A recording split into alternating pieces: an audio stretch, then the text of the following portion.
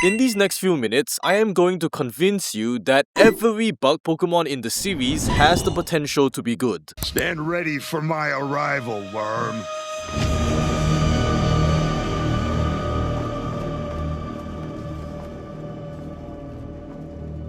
But first, we must introduce the type itself. Of course, if you are impatient and want to skip to the Pokemon part, feel free to skip ahead. Now, if you've seen any of my other videos regarding the game design of each type, you'll notice I've written them with a similar structure. I tell you what was the design objective Game Freak planned for that type, explain how its Pokemon, moves, or stats were designed to meet that objective, elaborate on whether it succeeded or failed and why, and then cover how that type's design evolved over the next several generations. I cannot do this for Bug, because what makes Bug special is not the type, but the Pokemon. Let's get this out of the way. Bug, as a type, is unquestionably the worst in the game. It's very average defensively, with 3 weaknesses and 3 resistances, but it has the worst offensive matchups of all types, only hitting 3 types super effectively and having a whopping 7 types resisting it.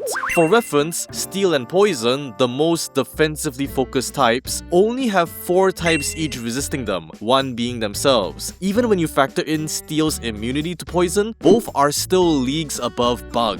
Naturally, Bug being terrible is intended by design. There's nothing surprising about that. What is surprising, however, is how that design thought process underwent a major shift over the years. Let's start at the beginning, Gen 1. Here, Bug's design objective is to introduce new players to the game's mechanics and systems. Butterfree and Beedrill have low EXP requirements for leveling up and evolve really early, making them excellent tutorials for basic RPG mechanics and the evolution system, assuming a player decides to catch and use them. They can be encountered as either Caterpie and Weedle or Metapod and Kakuna, and both teach players different things. Depending on which you catch, their moves will differ, with the base stages having attacking moves and the Cocoons only knowing Harden. This teaches players that Pokemon can learn different moves at different evolution stages and that levels aren't everything. This encourages a habit of raising their weaker stage Pokemon instead of trying to catch new ones to replace them. If they successfully learn this lesson, both Bugs also act as passing grades for Brock's tutorial boss tests. Butterfree's Confusion deals big damage to Onix's weak special defense, and Beedrill's Poison status lets you take it down via damage over time. Or at least it would if Brock didn't have 5 full heals. They really didn't want you cheesing that test. These Bugs remain useful throughout the early game before eventually falling off as you face stronger opponents, which teaches players to switch out their team members instead of trying to go solo leveling with their initial party. None of this should be news to any of you. In fact, many of you should have already experienced this as kids playing through Red and Blue. But think about it for a moment. How many tutorials manage to be this effective without a single mandatory line of text explanation? The fact that this is so obvious is indicative of how perfectly those 2 Bugs succeeded at their job.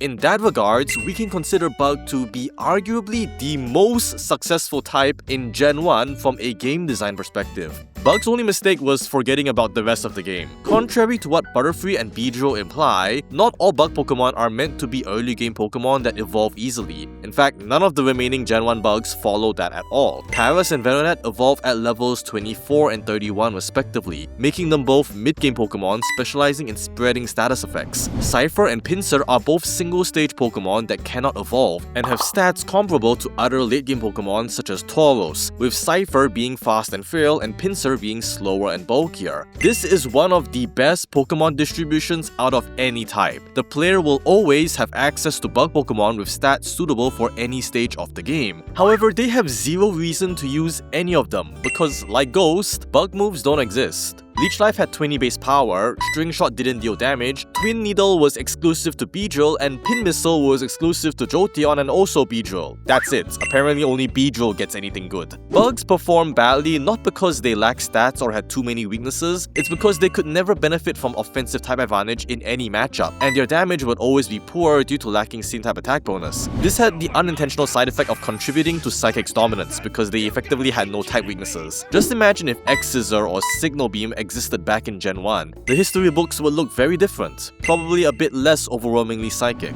This is the reason why Bug is perceived as a weak early game only type. It's because that is the only point in the game where Bug managed to succeed. If Pokemon were just a single game, this would have still been fine, but it isn't that. Red and Blue being a huge success guaranteed sequels, which meant new Pokemon needed to be created to fill that early game tutorial role. But as time went on, this became progressively less necessary due to Pokemon's growth as a franchise. By Gens 5 to 6, 15 to 18 years since the series began, gaming became so prevalent that RPG concepts like EXP and levels are now easily understood, and Pokemon is so culturally mainstream that everybody knows about evolution, except the ultra-religious, I guess. The weak early game only job was now less necessary. Bugs were, put bluntly, in danger of getting retrenched. Fortunately, Japanese employment laws prevented their termination, so they were instead upskilled and adapted to modern needs. Many early game Pokemon are now given unexpectedly good abilities or moves to compensate for their lack of stats, allowing them to retain relevancy in online play. Think of Talonflame getting Gale Wings, Diggersby getting huge power, Gumshoos and Spidops getting Stakeout, Pawmot having Revival Blessing, and so on. This is the second design objective Bug gradually built towards over the years. To borrow a term from Magic the Gathering, Bugs are set up to appeal to the Johnny players. To compensate for being the weakest type, Bug Pokemon are given some of the most overpowered moves and abilities in the game. They have the game's best setup move, the best entry hazard, the best pivot move, the best regen attack, the best party heal move, the best trapping move, one of the game's 2 redirection moves, and now the highest power priority move. They also have some of the best stat debuffing attacks in the game. Struggle Bug, Lunge, Skitter Smack, and Pounce all notably have a 100% effect chance on top of surprisingly decent base power. Struggle Bug is also just better than Snarl since it has 5% more accuracy. Many of these moves would be staples for any other type, but since Bug is so mediocre, it ends up being rather balanced. They don't always make a mediocre Bug Pokemon worth using, but they are just gimmicky enough to make some players think, but what if though? If you don't believe me, well, let's briefly go over every Bug Pokemon. Butterfree is a perfect demonstration of Bug's design. Compound Eyes and Tinted Lens are incredible abilities. The former makes Sleep Powder and Hurricane almost perfectly accurate, and the latter ignores any resistances to its attacks. It also gets Quiver Dance and Baton Pass, so you can put something to sleep and then safely pass a boost to something more threatening, or you could do a funny and try to sweep with it, resulting in this ludicrous Smogon set containing this ridiculous statement. The EV Split allows Butterfree to outspeed Jolly Marshadow after a Quiver Dance while surviving a Choice Band boosted Shadow Sneak from Adamant Marshadow and Sunsteel Strike from Uninvested Necrozma. This is Butterfree. It also has a G-Max form with an obnoxious exclusive move that is effectively Sneasler's Dire Claw with a 100% effect chance, but that wasn't really worth using. Hopefully it gets a budget version of that move like Komo-o in future. For a more successful super form, meet Potentialmon. Boasting the most comedically min-max stats in the series and adaptability, Beedrill turns into a glass cannon with the most powerful U-turn in the game. It can potentially deal huge chip damage as an offensive pivot, or risk it all on Fell Stinger for a potential +3 attack boost. Notice the key word here. What follows is a brief slander. B. Get it together. Come on. B. I'm not. Attention. B. Did somebody say? We hope you enjoyed this brief Slander. There's a ton of things that can go wrong, but that high you feel when the stars align and you get a match where all that potential is realized is what Beedrill fans live for. If that ain't the Johnny mindset, I don't know what is. Still a better track record than that bum-ass Maharaga. Parasect had Spore in Gen 1. No wonder its stats were so garbage. If this were the early days, that might have been enough to make a theory craft a pause, but this is 2026. Nowadays, it's more known for war crimes and Legends Arceus. At least it got to place 5th at the 2010 VGC World Championships that one time because it happened to counter Kyogre. That's better than what most Pokemon can boast. The ever-humble all-terrain Venomoth does everything Butterfree can, but trades the hyper-accurate Sleep Powder for more stats and an actually good typing. This gave it an impressive resume as a lower-tier threat after Gen 5. Never forget, Dragonite is a terrain.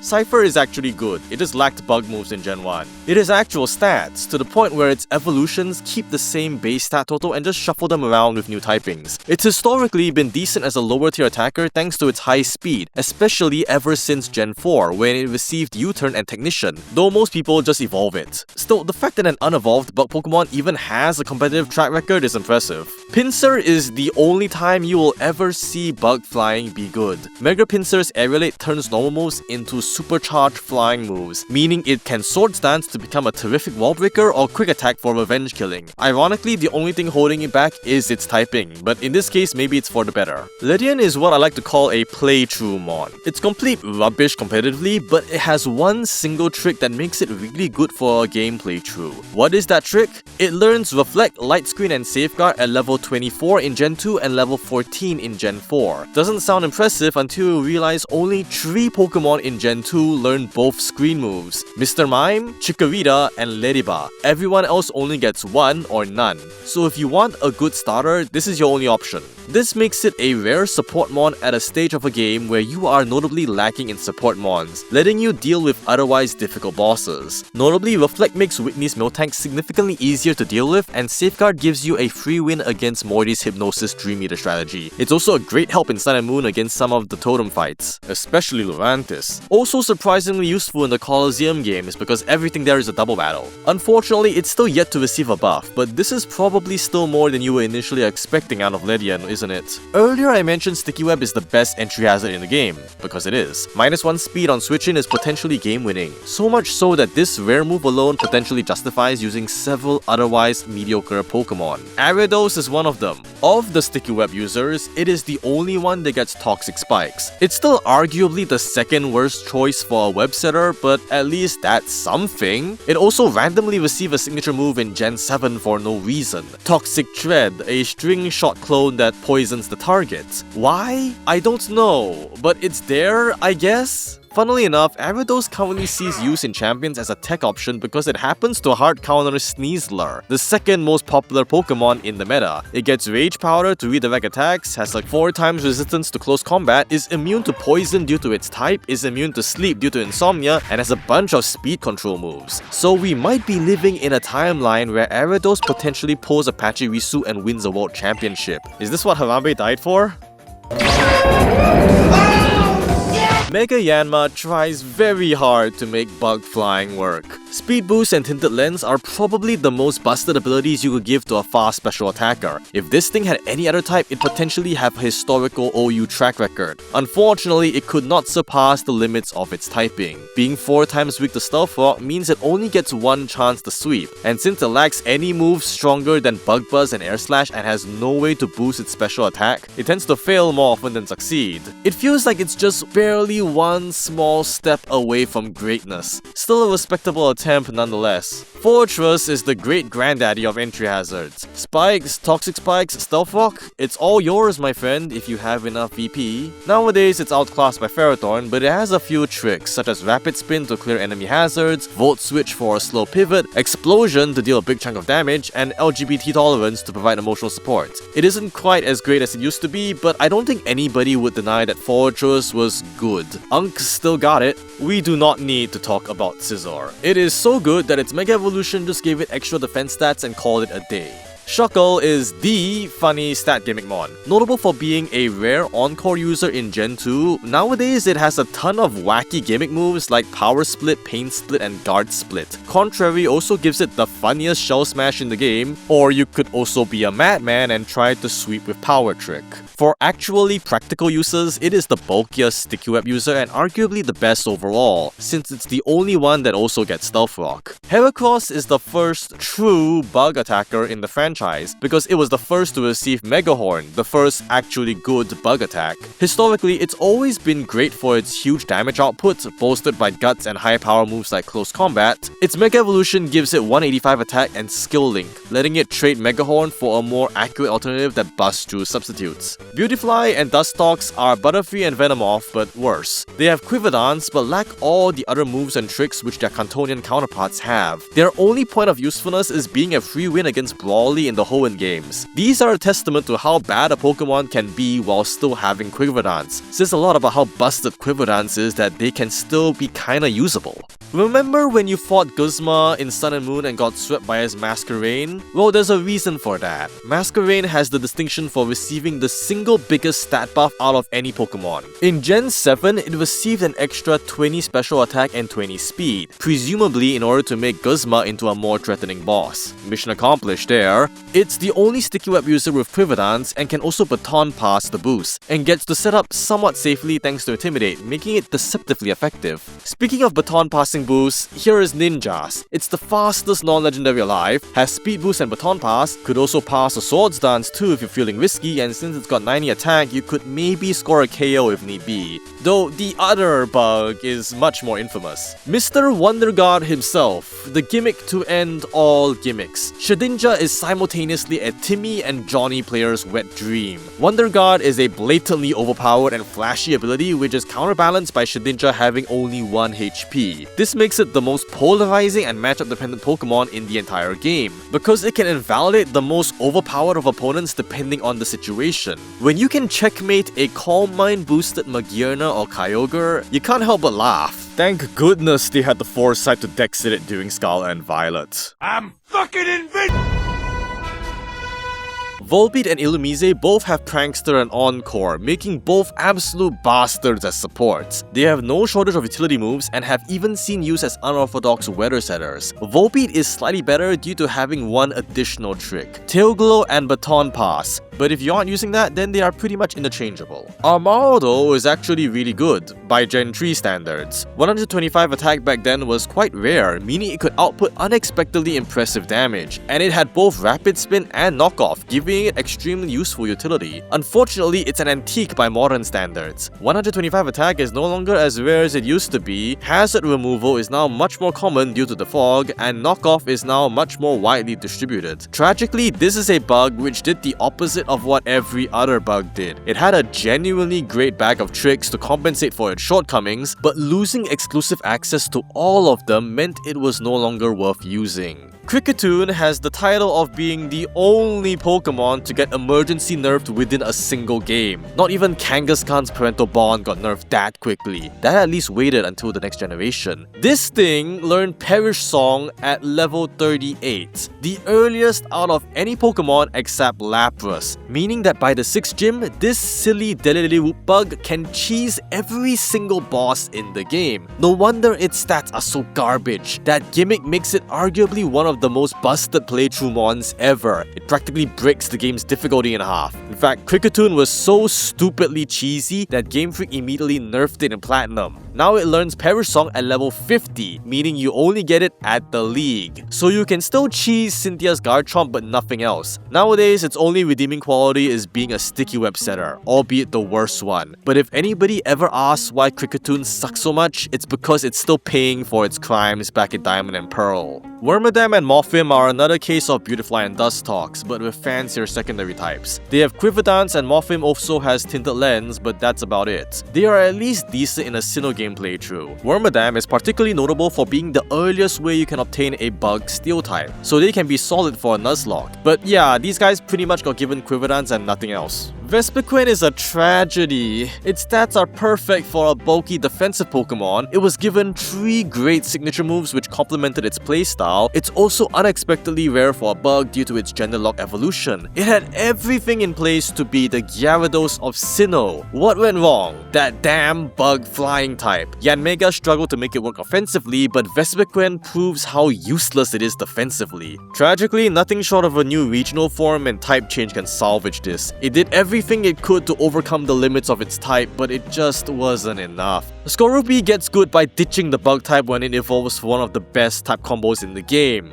Cheater. Gen 5 is the point where bugs are universally agreed to have gotten good, to the point that Alder, the game's bonus boss, is practically a bug specialist champion. Livani is the first and arguably worst of the Unova bugs, but even then it has good stats and is only let down by its typing. Still quite good due to being the 3rd fastest sticky web user, and hey, maybe you can try the Chlorophyll sweep with Solar Blade if you're feeling ballsy. Maybe we can entrainment a Mega Charizard if it ever comes to champions. Scolipede is Ninjask 2, defensive Edition. This thing committed war crimes in singles and eventually got Smogon to ban Baton Pass. And now it has a new Mega Evolution which curiously ditches speed to maximize defense, implying we are in for a whole new playstyle. Crustle, Shell Smash, and Sturdy is a very funny combo. It also has Spikes and Stealth Rock, meaning it can act as an entry hazard lead or a late game cleaner. Not the best, but its one trick is at least pretty funny. Escavalier is just a straight up good Pokemon. Perfect stat spread, excellent typing, good moves, all it really needs are some better abilities. No wonder Alder has one.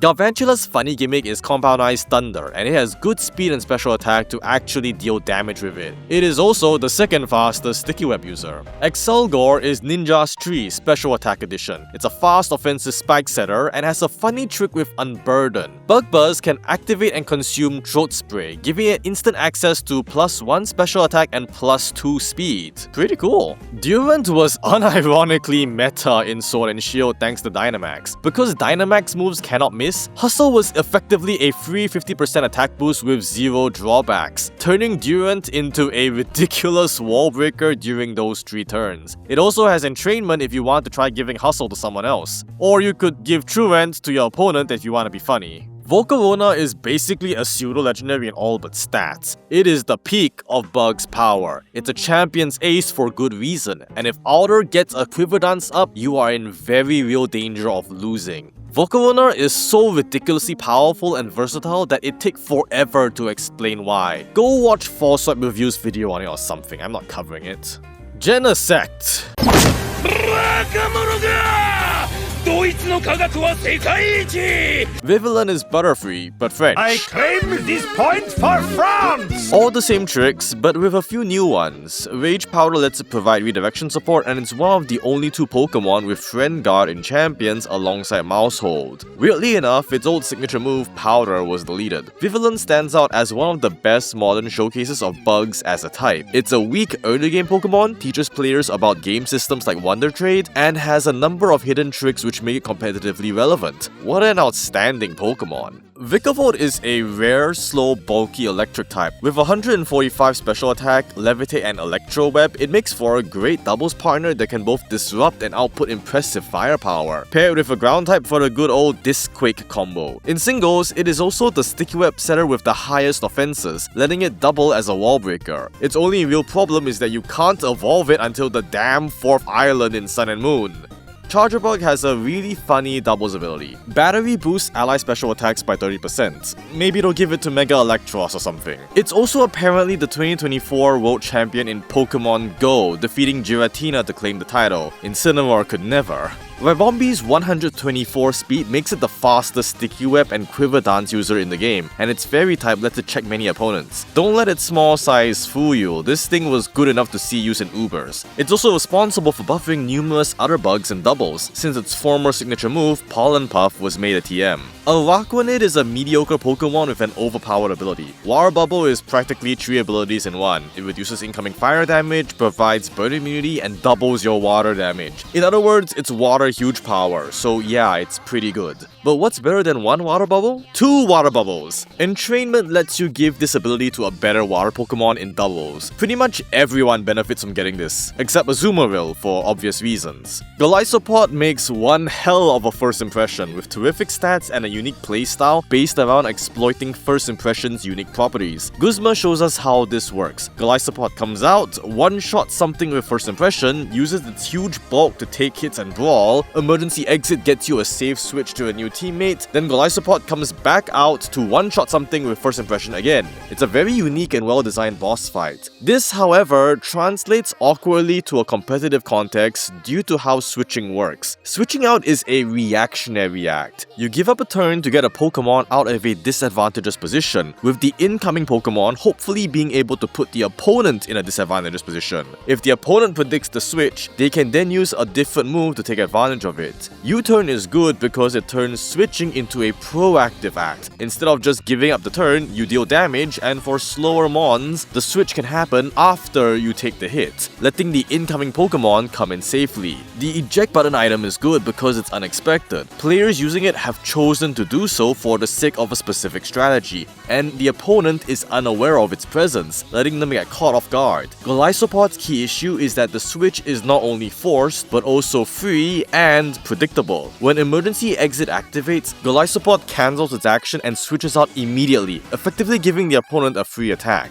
And since emergency exit is Golisopod's only ability, every opponent knows they can always forcibly push it out. First impression allows Golisopod to get into an immediate advantageous position, but emergency exit prevents it from staying in said position. The awkward thing is that the devs possibly thought emergency exit was good. Pokemon designed around drawback abilities such as Slacking, Regigigas, and Archeops tend to have insane stats to compensate for it. Golisopod doesn't have that. It only has 530 base stats, only 10 points less than Gyarados. Combined with Wimpod's uselessness, it's very likely that Golisopod was planned as the Gyarados of Alola, with all the power that comes with it. So it's quite a shame that this design not only failed, but actively backfired and became a crippling detriment. Golisopod's new Mega suggests the devs want a second chance to fix this mistake. That said, I do hope they don't abandon the emergency exit gimmick. It adds so much personality to both Golisopod and Guzma as characters, so it'd be a shame to lose such a potentially unique playstyle to become a tankier Scizor. I'd prefer it if they reworked emergency exit mechanics. Maybe activating it would cause Golisopod to immediately take action, then switch out after, or maybe give it a free attack boost upon returning to battle. Also, can we let Mega Golisopod change the name to Tactical Retreat or something to continue the gag? It'd be funny.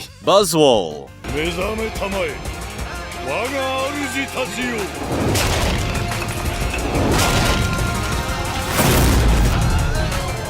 Pheromosa.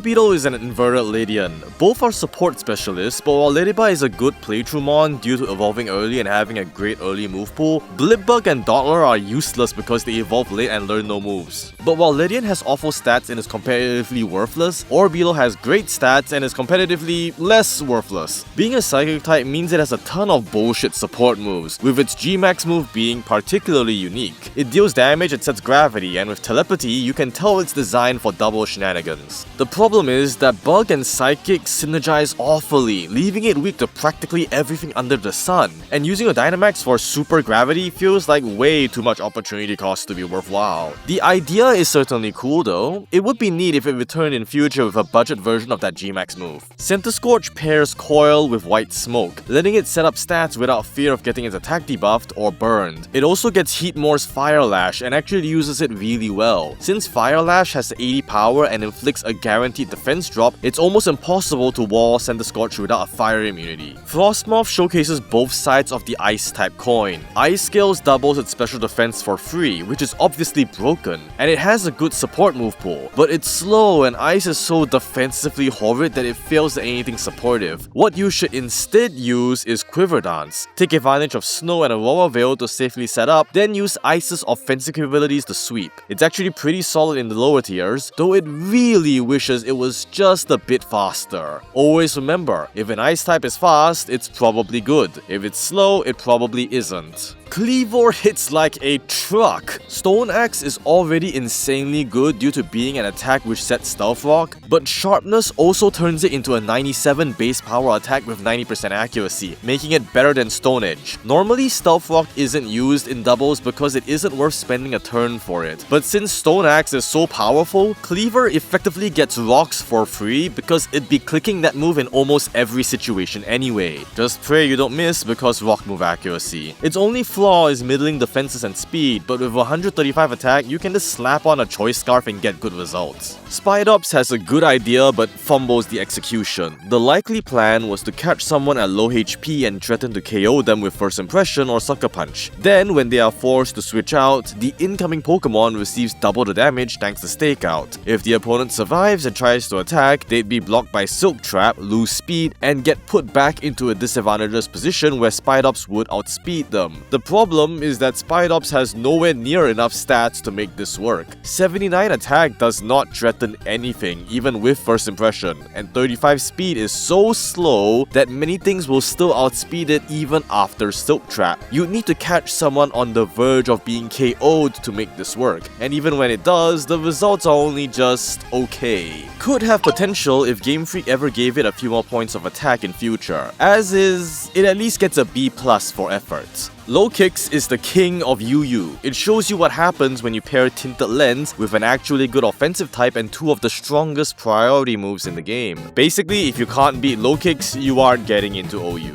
First impressions, brother, make you my bitch. Why even try? You're about to die. My elo shall rise. It's a prize. Victory, yeah, that is my fate. Fallen OUs, put 'em on my plate. Pulverize this buff with my trusty bug. It seems you're out of luck.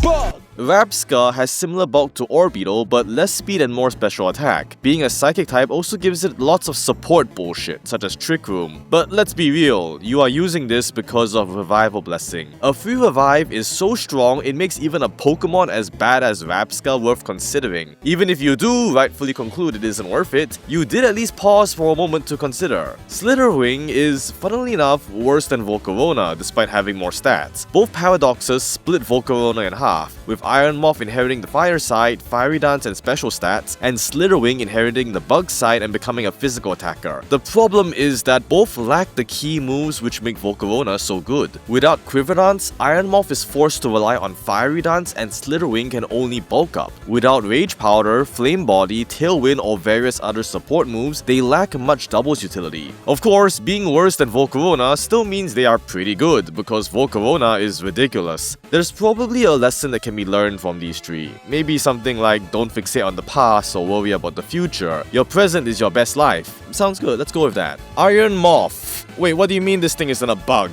And that's every bug Pokemon so far. Let's never do this ever again. By going through all these Pokemon, you can understand my explanation from the beginning of the video. Bug was designed to be weak to serve a necessary structural role within the earlier generations, but as time passed, this role became less necessary, so Bug's design changed to become more powerful and in line with the other types. But since they were unwilling to radically alter all of the types' many existing matchups, they gave old and new Bug Pokemon disproportionately powerful moves and abilities to compensate. And so far, Game Freak seems to consider this a success. Bug is now both one of the worst attacking types in the game, while also being one of the most crippling types for any Pokemon to be weak to. Despite being unpopular as coverage, it is also one of the most popular physical attacks in the game. This has even reached the point where Bug, the worst type in the game, was nerfed in Gen 6 alongside Dragon, Dark, and Fighting, with Fairy now resisting it. It's an unpredictable type full of contradictions and subverted expectations. We can never accurately predict how good or bad a bug Pokemon will be based on stats alone. We need to actually use them in-game ourselves. So the next time you get a chance to use a bug Pokemon, whether it be in competitive, a Nuzlocke, or a regular playthrough, give them a shot. You never know, they might surprise you. But hey, don't take my word for it, go check what the comments say. My dear viewer, tell me, what's your favorite bug Pokemon and what's the story behind it? Did its performance surprise you in some way, or did you like it just for being a silly little guy? Personally, I've always had a soft spot for Leavanny ever since I used one in black and white back in my teen years. Now go watch another video or something. I'll see you around in the next one.